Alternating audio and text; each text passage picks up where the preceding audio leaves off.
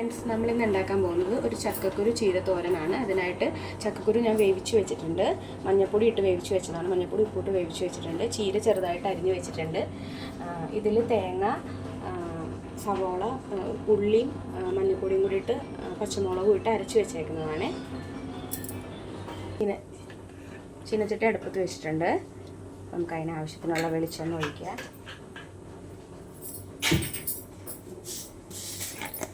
എണ്ണ ചൂടായതിനു ശേഷം കടുക് പൊട്ടിക്കുക.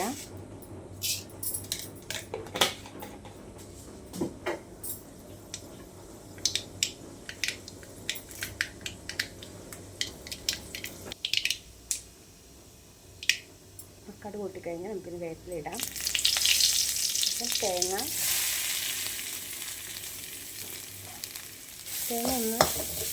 ഒന്ന് പച്ചമണം മാറുന്നത് വരെ ഒന്ന് ഇളക്കുക.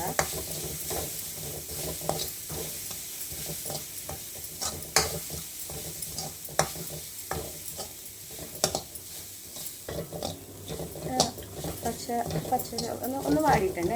അതിനുശേഷം നമുക്ക് ചീര ഇട്ട് കൊടുക്കാം. നമ്മുടെ ഇവിടെ ഉണ്ടായ ചീരയാണേ, നാടൻ ചീരയാണ്.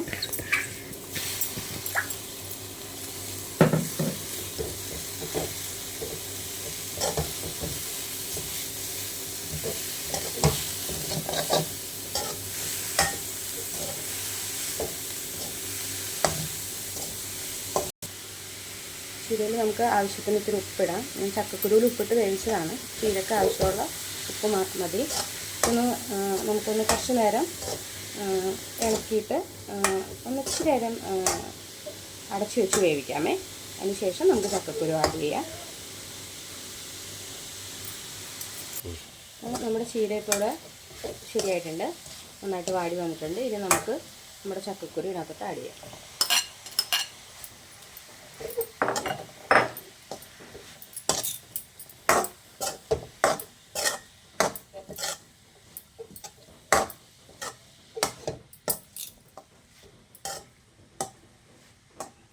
അപ്പോൾ നമ്മുടെ ചക്കക്കുരു ഇവിടെ റെഡി ആയിട്ടുണ്ട്. ഒന്ന് ആവി കയറിയാൽ മതി.